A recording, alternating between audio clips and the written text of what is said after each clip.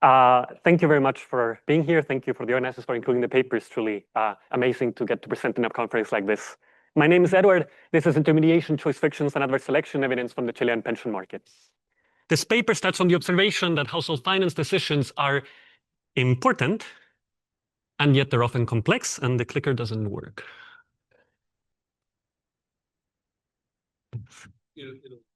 It will come. There we go. Okay. Fantastic. So household finance decisions, they're important, yet they're complex because products are costly and difficult to understand. This feature of the market can give rise to a demand for advice from intermediaries or expert advisors who can help alleviate the cost of making decisions and thereby improve their quality. However, we know from a variety of financial settings that intermediaries are often subject to agency problems or conflicts of interest. Their incentives are not perfectly aligned with the incentives of their customers. That can be, for example, because they get paid in commissions, and those commissions differ across the different products they can sell. The cost of these distortions have been estimated in the billions of dollars every year in the United States, and have also raised substantial policy concern, for example, regarding expanding fiduciary duty. And at the core, that's the question that this paper is going to answer: how do these intermediaries impact consumer welfare? But there's going to be a catch. And the catch is that I'm going to be looking at markets where adverse selection is a concern. In particular, in my setting today, at a high level, I'm going to be looking at people making decisions between retirement decisions, between keeping their money in a savings account and withdrawing from it, or buying one of many types of annuities. And an annuity is a classic example of one of these household finance products that are difficult and costly to understand. They're complex and can give rise to a demand for advice. At the core, an annuity is a stream of payments that is tied to survival. It's a product that continues to pay you no matter how long you live for, and as such, it constitutes insurance against living too old or against longevity. But because it constitutes insurance, annuity markets have been shown to be prone to adverse selection, because people that expect to live longer will demand them more, thereby raise the cost of providing the annuities and in equilibrium also their prices. And that provides a secondary mechanism for the intermediaries to impact consumer welfare. Because if the intermediary can impact the degree of adverse selection in the market, they can affect prices and through them, consumer welfare. So how do intermediaries affect consumer welfare in a retirement and annuity market? As always, a question of costs and benefits. So what are the benefits? These intermediaries are going to reduce decision cost, be that information, attention, or just the energy and the effort required to make decisions. And if they do that, they may improve them. On the other hand, these people need to get paid. They rarely work for free. And they also have these incentives that may lead to steering into certain products. In a market with adverse selection, you also need to consider how they will affect that margin. And this could go either way. For example, if the intermediary can allow you to better use your private information in order to select into products, that may exacerbate the adverse selection problem. On the other hand, if the intermediary has an incentive to steer everybody into buying insurance, no matter what the risk level is, that may be bad for each single individual, but not so bad for the market if it helps keep the level of selection at bay. You're not going to be surprised when I tell you that there's several levers that I need to quantify and evaluate in order to answer this question. So it's really not going to be surprising either that I'm going to need a model in order to do it. In this paper, I do three things. I first focus on in the Chilean retirement and annuity market, and I do this in Chile for two reasons. First, because I have excellent administrative and survey data to answer the question, but also because it offers a very clean choice environment in which to distinguish these forces. In particular, in Chile, people are forced to choose between complex pension products that include a wide variety of annuities. There's a wide prevalence of intermediaries that have agency problems. They're incentivized to sell annuities. And given that we see almost everyone who uses an intermediary buy an annuity, and less than half of the people that don't do so, the agency problem poses a little bit of a concern. Finally, there is adverse selection into annuities in the Chilean setting, and I'm going to show you that the intermediaries seem to be reducing it. Armed with these facts, I'm going to propose a model. And my model is going to be a tractable dynamic demand model that incorporates retirement consumption decisions, a complex product choice, and demand for intermediaries. At the core of the model is the idea that observing the idiosyncratic value that I get from each of the products in my choice set is costly. And that cost is going to give rise to a trade-off. Either I face that decision alone and pay that cost, risk making mistakes, or I hire someone to do it for me. But if I hire someone to do it for me, I need to pay them. And they may steer me into buying the products that they want to sell, in this case, the annuities. My model is also going to accommodate adverse selection into these annuities based on life expectancy and allow that to impact prices in counterfactuals. Finally, the model is flexible and tractable enough to be taken to the data, and so I just that in order to recover parameters that govern the choice friction distributions, the preferences over these products, and the distortions introduced by intermediaries. So what do I find? I find that the choice fictions in this market are substantial. People would be willing to give up something like 5% of pension payments or on average $250 a year in order to get rid of them completely. I also find that around 70% of the people that are being intermediated are being distorted. They're buying an annuity despite the model saying that that's not the best product that they could have bought. And given the assumptions that I make in order to get at that result, I interpret it as an upper bound. Armed with those two results, and also with a general concern about the role of intermediaries, I ask, what's the scope of regulation? In particular, in my main counterfactual, I consider a very strong form of regulation, which is a ban on intermediation. And I find that a ban on intermediation does not lead to a consumer welfare gain on average, despite the agency problem. Why is that? Well, because the intermediaries in the baseline are introducing distortions that are costly. There's something like 7.5% of pension payments. But in a world without them, that gets matched by three forces. In a world without intermediaries, people make mistakes. People have to spend energy and effort making decisions that they were previously outsourcing. And finally, the adverse selection in a world without intermediaries goes up, which increases annuity prices and erodes consumer welfare. The core intuition for why this result holds in this market is that the product space towards which the intermediaries are incentivized to steer consumers to, so the annuities, is a wide and a rich enough product space such the best possible product within that space is not all that different from the best product overall. And there's going to be some heterogeneity in this result that I'm not going to get to talk too much about today. In the paper, I also show you a different counterfactual in which I debias intermediaries. I fix their incentives, make them equally willing to sell either product. And I show that that does lead to a consumer welfare increase, but it's somehow limited by the availability of the intermediaries. I'm not going to spend a lot of time talking about the literature here, just to say I think I view this in the intersection of a large literature on empirical intermediation and another one on choice frictions. And it's in the interaction between these two and how their effects interact with each other that I see the contribution of this paper. How the rest of the talk is going to go, I'm going to spend a couple of minutes talking to you about the setting, just so you know what the decisions are that I'm considering in this paper. I'm then going to show you the descriptive evidence, where I'm really just going to show you how I went through the data and collected the pieces and the mechanisms that I think are important to answer the question and to build into the model. Then I'm going to talk about the model itself, finally about the results and the counterfactuals. So without further ado, let's go to the setting.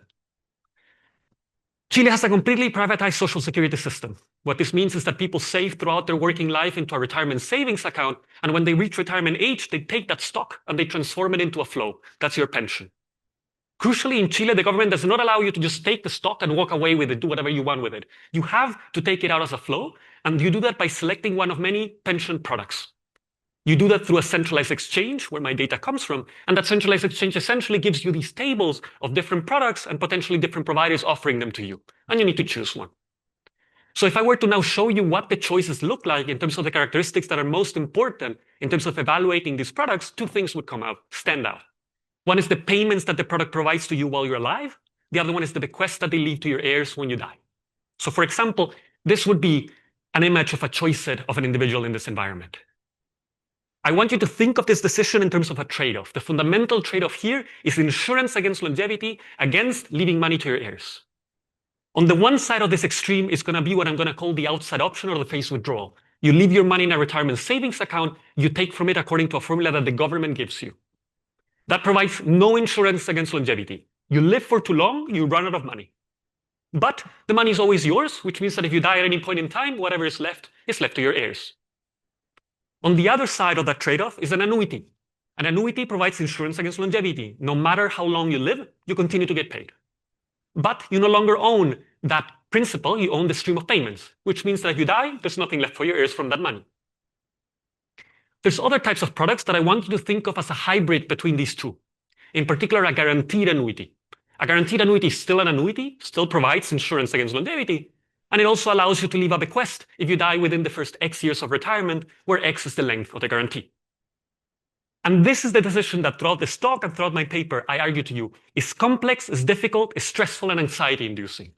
And it's not only because getting these graphs together may be difficult if you don't have a lot of financial literacy or you're not familiar with financial products.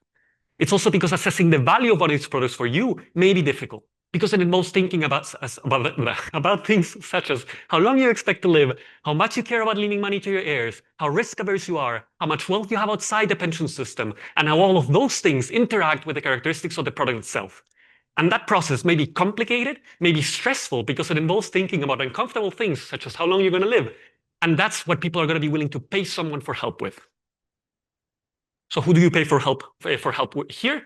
You pay intermediaries who are accredited pension experts. They're people that have passed some kind of test that says that they know enough about this to help you with a decision.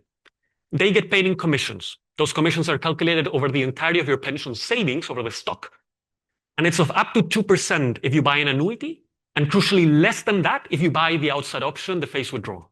That is the fundamental agency problem in this market. Intermediaries have a financial incentive to sell you annuities.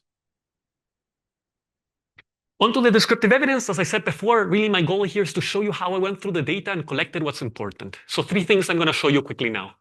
First, that intermediation is important. It's important because it's very linked to what people end up choosing.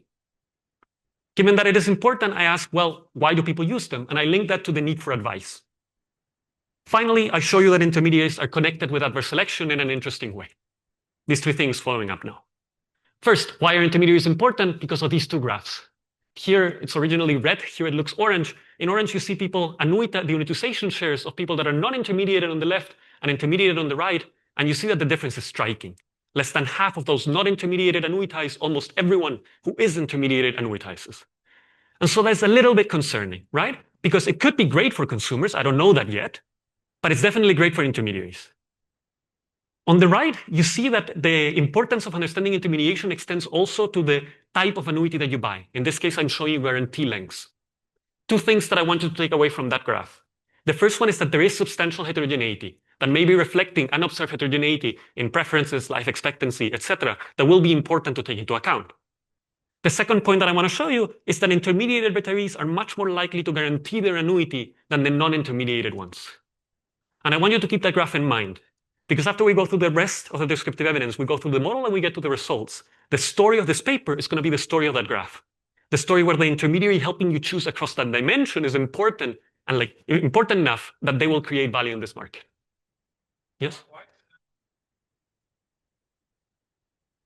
I think that's if you don't mind, I would defer that to the end. I think that's a very long, this is a very different system because you're forced to choose between this annuity and this other product. It's very focused, very kind of honed in. So I think there's a couple of differences, but I would rather talk about that at length later on if you don't mind. So intermediaries are important. Why do people use them? So here my approach was really to go out first and ask people what they think. And so I interviewed a couple of intermediaries and talked to the regulator.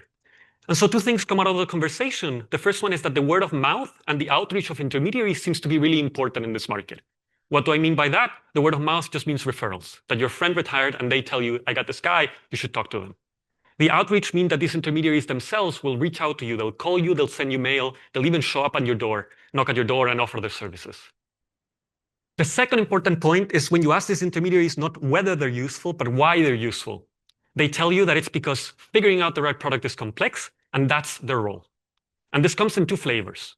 On the one hand, on the left here, you see some quotes that reflect to the fact that this is an idiosyncratic decision. It pertains to your needs, your financial context, your preferences. There's no one size fits all. You need bespoke advice and help in order to figure out the right thing for you. On the right, you see some quotes that reflect the fact that this is also just a stressful decision overall. It comes at a complicated time in life that is retirement. It also involves a lot of money for a substantial part of the Chilean population. More than half of their wealth will be in pension savings. And it also involves thinking about uncomfortable things, such as how long you're going to live. And so part of the role of the intermediary seems to be to sit down with you and be like, going to be fine. We're going to pick the right thing. You can imagine that this is kind of hard to show you in the data directly. Nevertheless, in the paper that I show you, that it's pretty consistent with a bunch of patterns that are both in the survey and the administrative data. So intermediaries are important, and people go to them for advice. What about the adverse selection? As I said before, adverse selection in this market is based on longevity, on life expectancy. People that live longer like annuities more, all else equal. So what is the pattern that I expect to see if there is adverse selection in the market? I expect to see people that die earlier, annuitizing less. Do I see that? I do. Here on the left-hand side, you see the share of annuitization of the people in red who die within 2 years of retirement versus the ones that live for longer.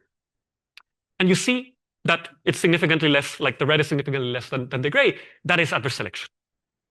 You see, however, that the same pattern does not hold for intermediaries. The selection into intermediaries is not driven, it seems here, by this life expectancy margin, which is again a little bit concerning, right? Because we know that these people choose very different. As a matter of fact, if I cut the adverse selection pattern by the intermediation channel, you see that it's entirely driven by people that are non-intermediated. They are the ones selecting out of the annuity based on this mortality risk, whereas the people that are intermediated are just as likely, if not more likely, to be choosing an annuity, which is again concerning, right? Annuities are products for people that live long, not for people that die shortly after. So at this point, you may be okay. These intermediaries may be terrible for people. But I would stop you there and would say, wait a second, because there are other dimensions of this choice that are important. In particular, I told you before, the guarantee choice may be important. And all else equal, if you're going to pick an annuity and you think that there's some chance that you're going to die early, a guarantee may be a good idea. And along that dimension, where the financial incentives of the intermediary are not biting, you do see that they're pushing you towards the better product. Two things that I want you to take away from this graph. The first, from these evidence. The first one is that people face a complicated choice. It's high stakes, it's difficult, and it's stressful. It also is idiosyncratic in a way that pertains to life expectancy in a way that can create adverse selection. The second point is that demand for intermediaries arises for the need for advice. People go to an intermediary for help with choosing. You may be seeing some of that in that last graph that I showed you, and you may be seeing throughout the graphs that I showed you that the steering into annuities is a little bit concerning, or could be a concern. These are the pieces now that my model is going to take very seriously in order to make advances towards the research question. So let's go to that. I'm first going to give you a very broad overview of my model in one slide. My model has 3 stages. First, you pick whether or not to use an intermediary. Then, conditional on that, you pick a product. And finally, you realize the value of that product. I solved the model backwards, so let me also describe it backwards. The value of a product is going to be an interaction between 2 things. On the one hand, the characteristics of the product itself, flows and bequests, and on the other hand, your own characteristics. Most importantly, the life expectancy, because that creates the potential for adverse selection, but also other preferences or your wealth. This is going to be the fundamental friction that this part is costly to observe. And that creates, as I said before, a trade-off. If you're alone, you're going to have to face that choice friction. You're going to have some beliefs about the value of the product, and you're going to optimally trade off how much to learn about it, how much to pay to learn about these products, versus the cost of doing, versus essentially the cost of not doing so, which is potentially making a mistake, choosing something suboptimal.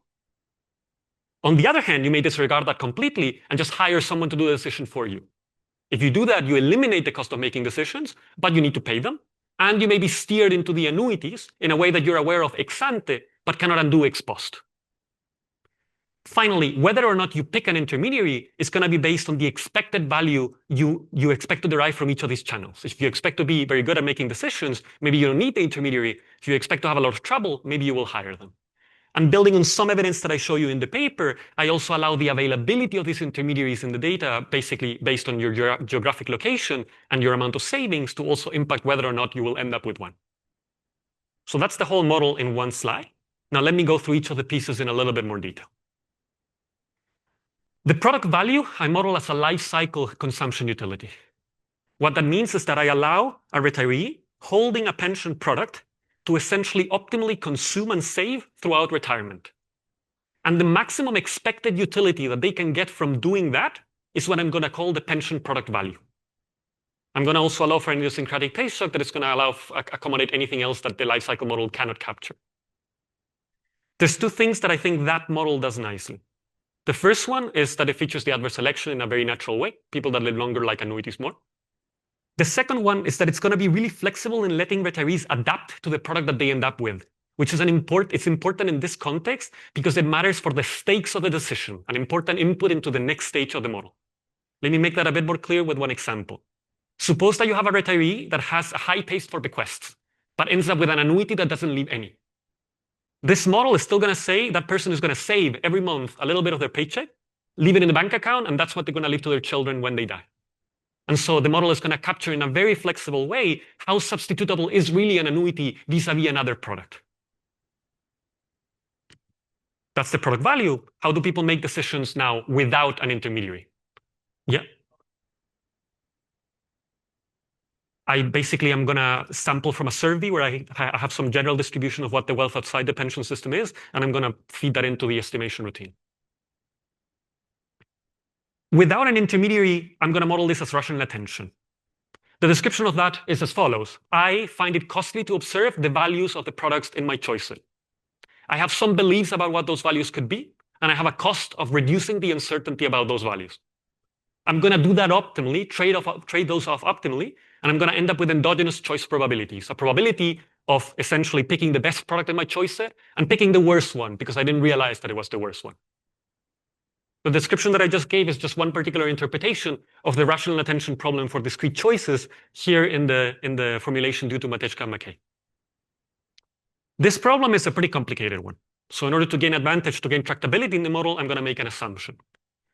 The assumption is going to be on the prior, on the beliefs.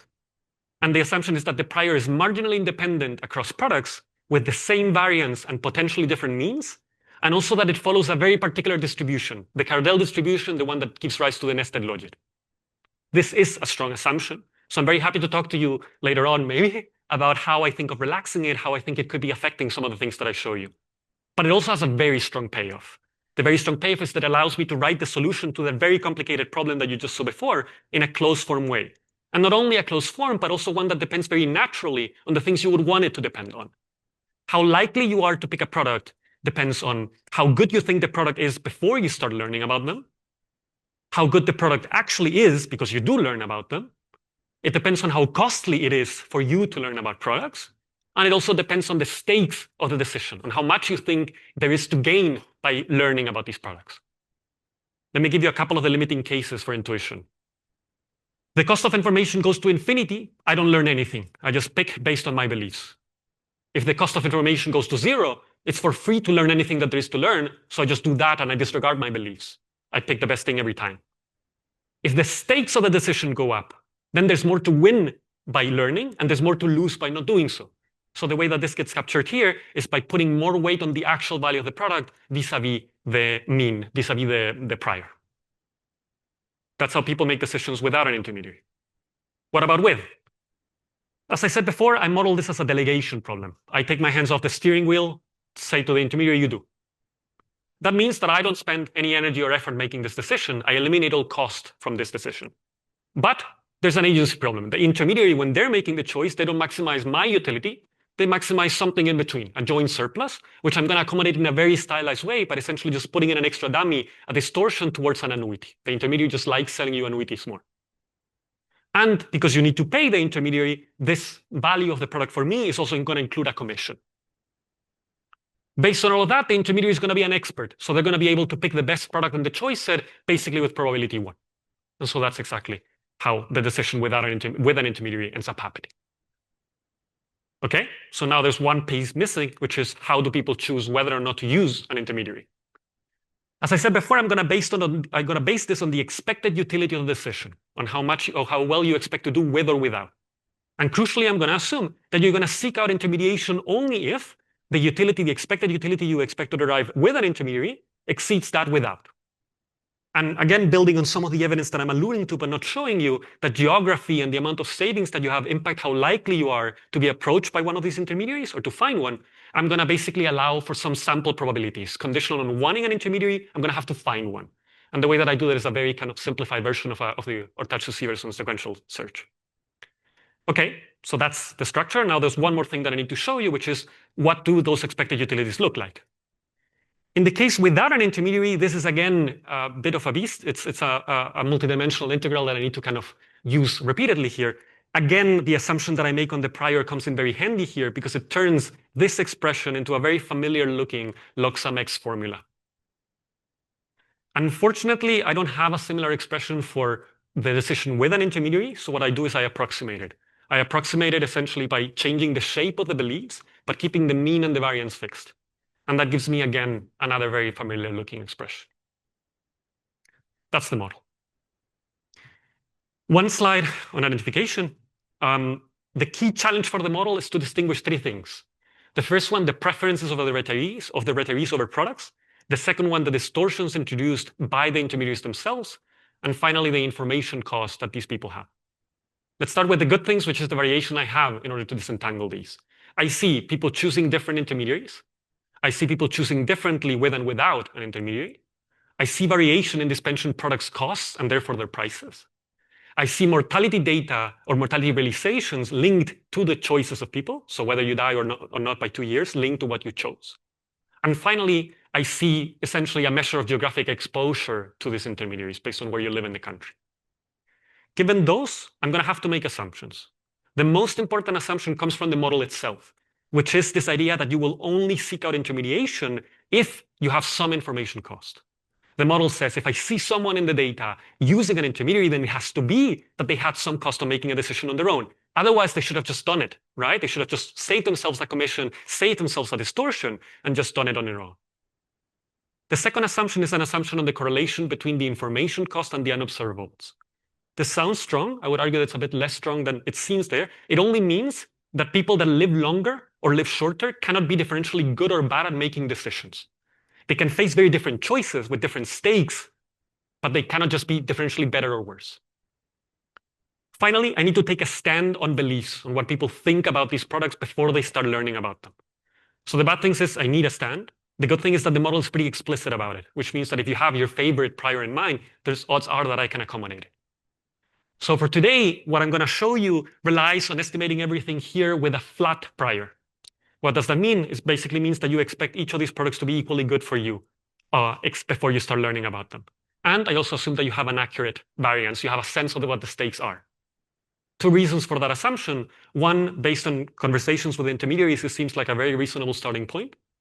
Second, towards the story that I'm going to tell you today, it's sort of adversarial. I would argue that that prior makes the intermediaries look pretty bad. And even when I make them look pretty bad, I'm going to show you that they're actually creating some value here. So the results. As I said before, the average friction that my model recovers is something like 5% of pension payments. That's the sum of the cost of making decisions that I have to incur, and also the cost of the potential mistakes that I make even after I spend time figuring out what's best for me. To get rid of all of that entirely, I would give up 5% of my pension check. I also find that 70% of those who are intermediated are being distorted with a loss of something like 7.5% of pension payments. As I said before, because particular of the prior assumption, this is sort of an upper bound. At this point, it's kind of informative to look at how the model is understanding the distortions introduced by the intermediary. I, by looking at my data, cannot tell you whether someone made a mistake or not. I would doubt even the people that chose could tell you that even after 10, 20 years. There's no way of knowing. There's too much that you don't know about the decision. But my model, subject to the heterogeneity that I feed into it, will take a stand on that. So the model can compare what the optimal guarantee period of an annuity was for someone against the one that they actually chose. This is for intermediated retirees. So anything here along the diagonal is the right choice. You chose what was best for you. And you see that it's overwhelmingly the part that is the products that are annuities, which makes sense, right? You wanted to buy what the intermediary wanted to sell, everyone walked home happy. When you don't want to buy an annuity, when you wanted that outside option, the phase withdrawal, then the model predicts you're going to be distorted. But the interesting thing is distorted towards what? And here you see that it is overwhelmingly guaranteed annuities, guaranteed some period of guarantee, which again makes sense, right? I told you before, this guarantee is sort of a hybrid between the phase withdrawal, this outside option, and a full annuity. So the intermediary is going to try to give you something in the middle. It's going to push you towards buying something that is still an annuity because I want to sell annuities, but also something that is still fulfilling some of your needs. And that links back to the model, to the picture that I asked you to remember a couple of minutes ago. That is the story of this model. The story where like choosing the explanation for that graph here that my model is giving is that guarantees are a distortion product. They're a product that has primarily a market share because people may have wanted something else, but the intermediary didn't want to necessarily sell that. So they push them towards the next best thing, which is a guaranteed annuity. Onto the counterfactuals. As I said before, I'm going to consider a ban on intermediation. And I think of a ban as a natural point to start here, basically because it's a very hard test on whether these intermediaries are creating value or not. Are we better off with or without? When I ban intermediaries, two things happen. First is that the annuitization rate in Chile falls from above 60% to something along 40%. This is driven overwhelmingly by the guaranteed annuities, which again is natural based on what I just showed you before. Those are distortion products. When the intermediaries are gone, so are the market shares. The second thing is that adverse selection into the annuities goes up. Also makes sense. These intermediaries were distorting people, pushing them all towards buying annuities. When the intermediaries are gone, the rest of the people that still buy annuities are the ones on average who expect to live longer. That raises the cost of providing the annuities by up to 6%. Now, to evaluate the welfare under the counterfactual, I do this in two steps.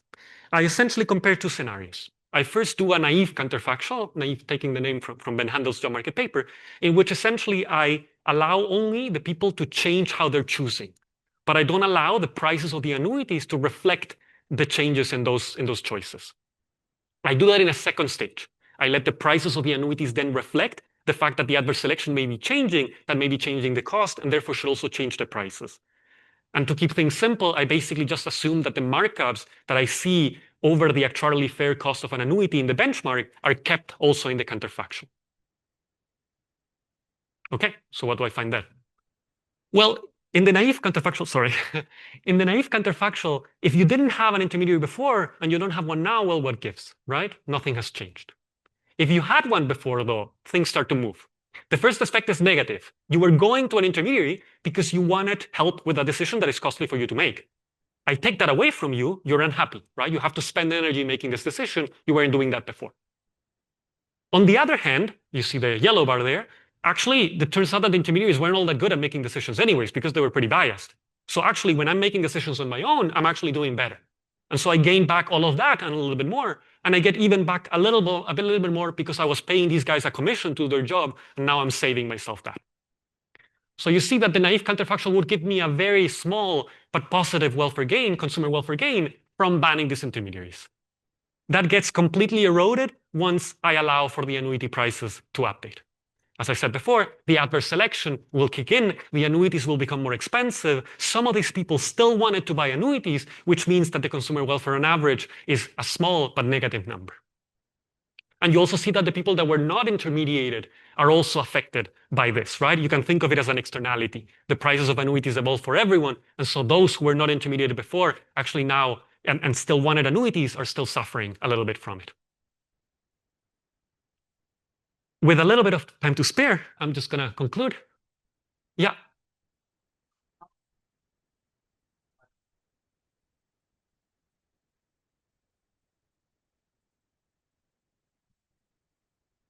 I think you can see there it's something like 1% of pension payments. It's really not that big. It's enough to turn what was a small positive number into a small negative number. Yeah.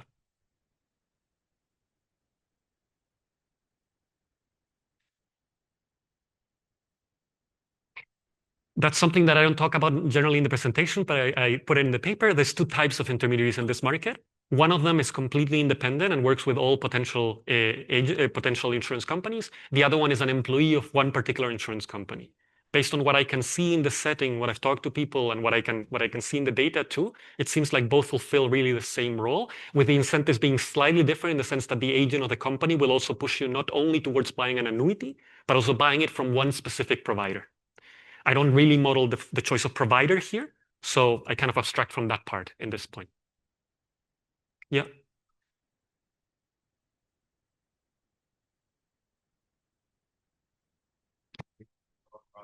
Yes. That's the one that if I could click the button, I would click it somewhere in a couple of slides ago, but I can tell you in words what happens.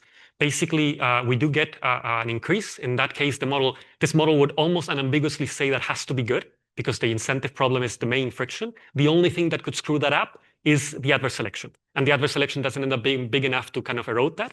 What I do find, however, is that it seems like a lot of people want intermediaries in my benchmark estimates. A lot of people want intermediaries and don't necessarily find them.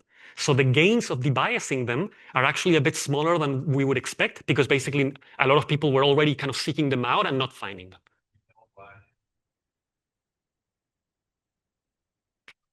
Yes, that's actually the very last point here in my conclusion. Let me start with that, and I can conclude with the other things. So the general take on this is the reason that the government will give you is that the non-annuity option here is technically not a terminal choice. You could want to optimize again to buy an annuity after you picked the non-annuity option. The annuity is terminal. Once you pick that, you're locked in. And so the government wants you to be able to ask for advice more than once, but doesn't want you to pay more than a cap on commissions. So basically, they impose that you can't pay more than a smaller commission for the other product so that you still have a delta to be paid for another intermediary that comes in later on and helps you with the decision. Obviously, you have to weigh that against the agency problem that you're creating, right? Which I think is like is blatant here. So my thought here, maybe a bit Machiavellian, a bit Machiavellic, is that maybe the government doesn't dislike this that much because in an equilibrium where everyone or most people are sort of insuring themselves privately by buying annuities, is one that the government is actually quite comfortable with.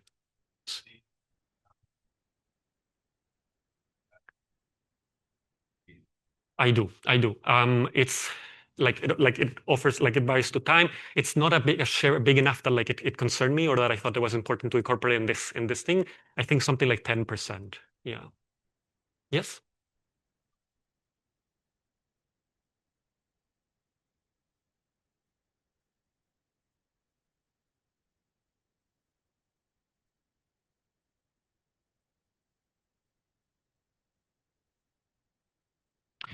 A bit. I think it's a bit small. It's something like 15, 20.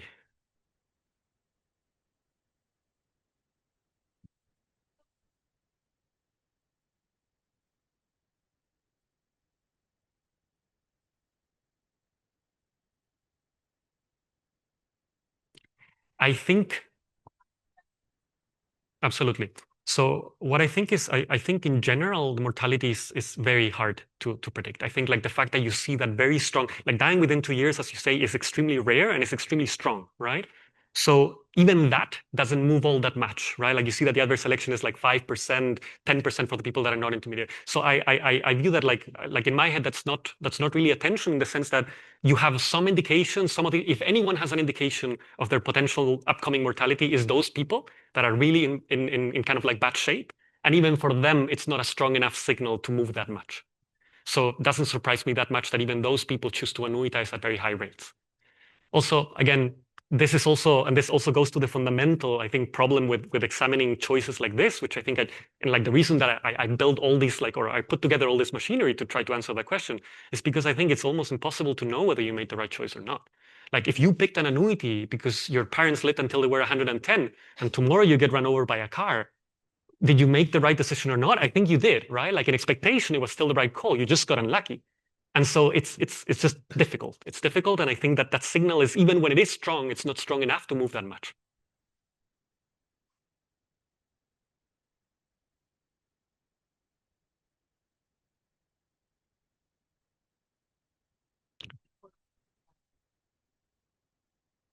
I would not say. I mean, I actually view the adverse selection part of my results as relatively relatively second order. I think the adverse selection, as I was pointing out before, quantitatively ends up being 1%, like a very small, like big enough to flip a sign, but not really big enough overall if you compare it to the size of just the fundamental friction in terms of how much I just wanted help from one of these guys because I was overwhelmed by making this decision on my own. Yeah.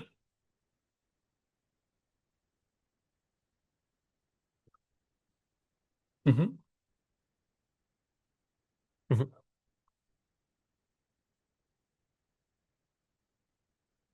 So I was okay. So I do think that every decision that I make, I do think I think is reasonable, or I had a reason to make it.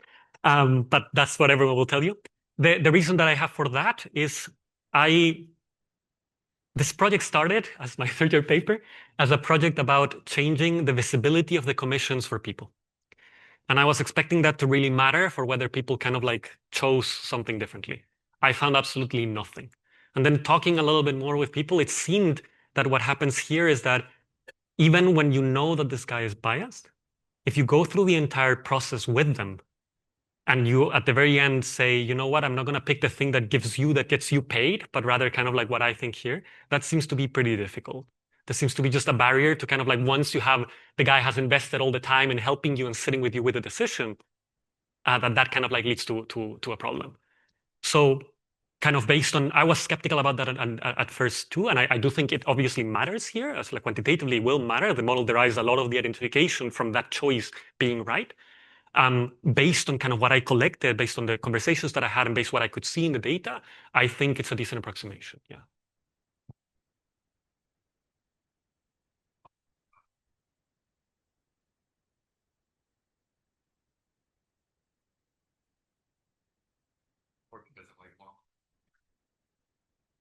Yeah.